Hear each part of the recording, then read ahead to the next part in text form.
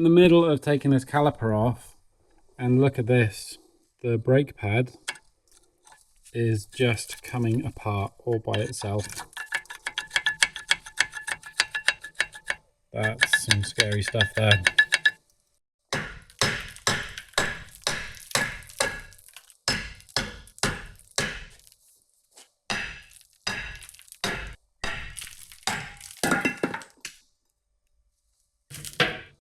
Look at the state of it in here. This, I mean...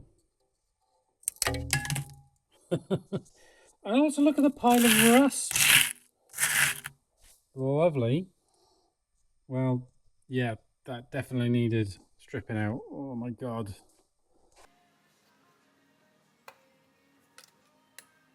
Come on. Yes.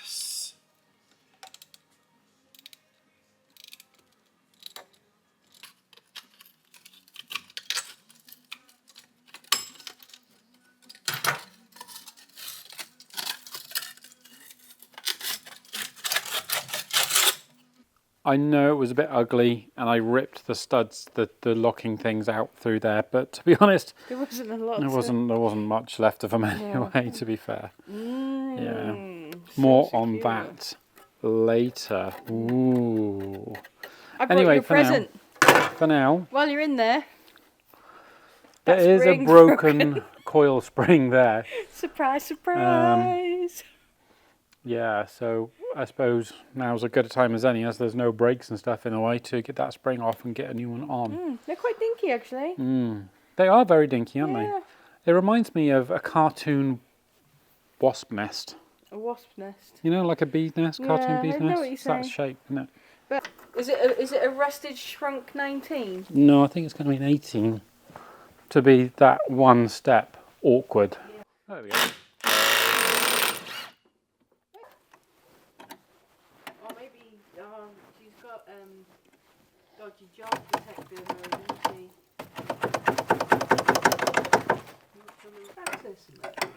Yeah, you just keep doing this. How far does it go?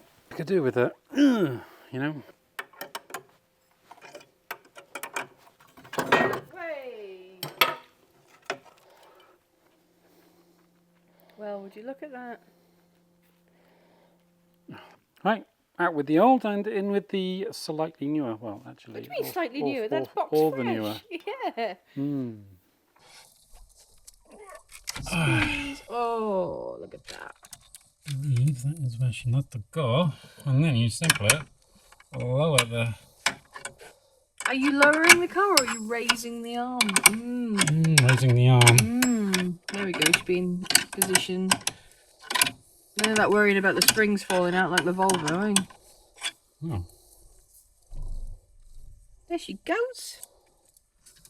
And the jack. Pop it out. Look at that brand new spring. I even located the bottom bit properly. Wow, would you look at that? Because they didn't, whoever did it last time. Oh wow, proper ride height, here we come. Okay. There for a second to remind everybody that we are running a raffle to win a show quality paint job just like on my E30.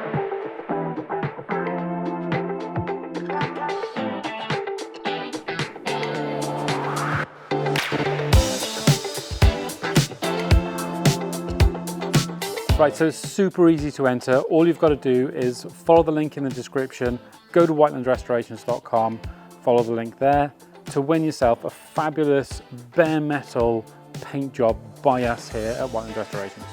Back to the chat. I said we'd come back to this and what I did to it to get it off. You made a Pac-Man. Obviously, if I have to get it off like that, I've got to get it on like that. Like this. It's a lot of getting off and getting on here. There's a lot of getting off. Right, I didn't want to upset the wheel bearing. This hub setup, you've got to take the dry cloth bolt out and then you've got to use a slide hammer on the hub to get it out. And you're probably going to wreck the wheel bearings in situ. And we're trying to do a budget-friendly rebuild on this. So, yeah, choppy. I mean, it's not a structural part, is it? No, but I have made an infill piece. Look at that. So that will rivet in and replace the bit I cut out. So it is going to be fine. It's still going to stop all the dirt and crud from getting in there. It's still going to be in there to stop things. It's exactly the same. It's just held in with two rivets. You can't see them coming. Let me show you. Look, cut that bit off, slide it on, rivet this bit on. It's back to being a full circle. I mean, who's going to know? Is the car going to know? I think it's a great way. If you're not looking to do wheel bearings and stuff, believe you me, if these wheel bearings were toast, and if we go down the road and they turn out to be toast, yeah, we will just. These are like these were what, 20 quid a pair? Yeah, super 20 cheap. quid a pair, £24 for two, I think it was. Because it was a bit. There you go. It's going. It's going. It's on. There you go. But it's so much easier than pulling the shaft out, isn't it? You don't want to get caught pulling the shaft out. Here's the infill piece. And it just slots in. I mean, yeah, it's a bit of a wiggle, but that just means it's a good fit, right? Good fit. Rivet through there. Ooh. Hello, phone. Hello.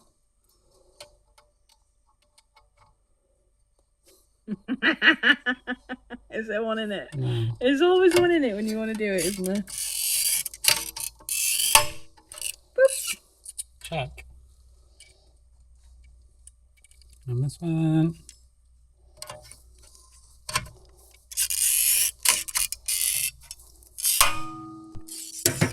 Would you look at that? A dash shield put in place without ripping out the half shafts. I always find it's easier to pre-assemble these things on the side rather than having to struggle doing it in situ, and then open it out into the car once you've got these things settled in the right places. Right, and squeeze it on. And then over the centre of the hub and onto the places where it's supposed to sit. Does that make sense?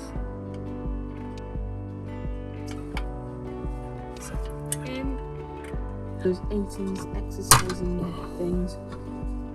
Oh, yeah. Push it in. Brilliant.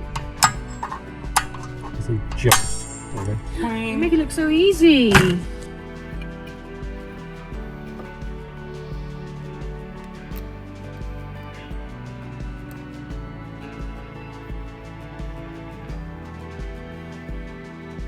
I have recruited the young Laura to help do the cure resting under the car. Many cure resting needs doing. But we're flying along with the jobs. It might seem like we're flying along, but we're doing a little bit every day. So yesterday was finishing up and bleeding clutches and brakes and which stuff. I also helped with. And this disgusting stuff was what came out of the brake fluids. It's proper yuck. Mum said it was the worst she's ever seen. Yeah, it's up there with the worst, yeah. So next, really, we've got to put the heat shielding back on and the exhaust. But before we get too excited with the exhaust, I want to make some changes.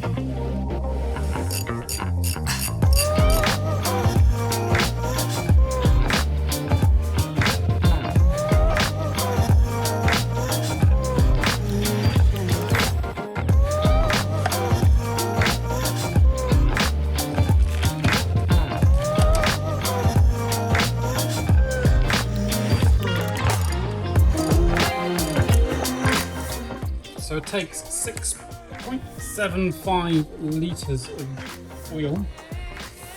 So we're just going to pour all of this straight in there. You can see where we're at. Well, we would, but we haven't taken the safety thing off. Idiot. Anyway, chop over now. Ooh.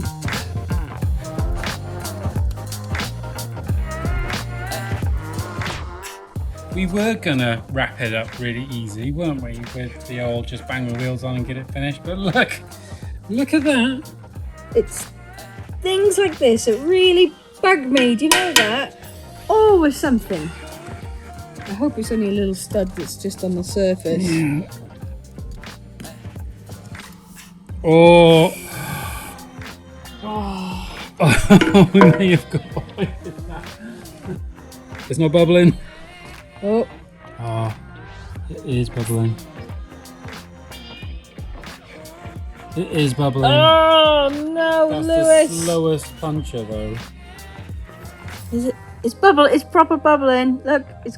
It must have only just poked out. Beep.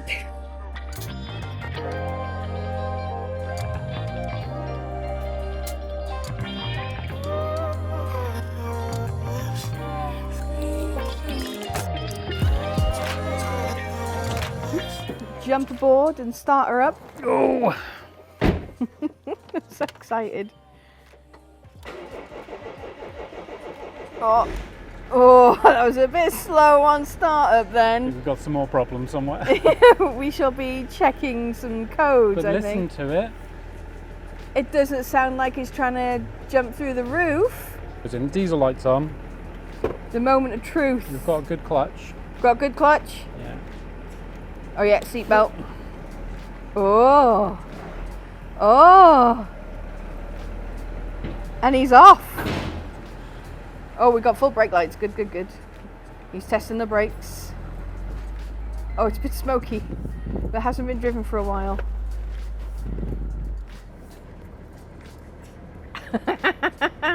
It's a happy face. It's a happy face.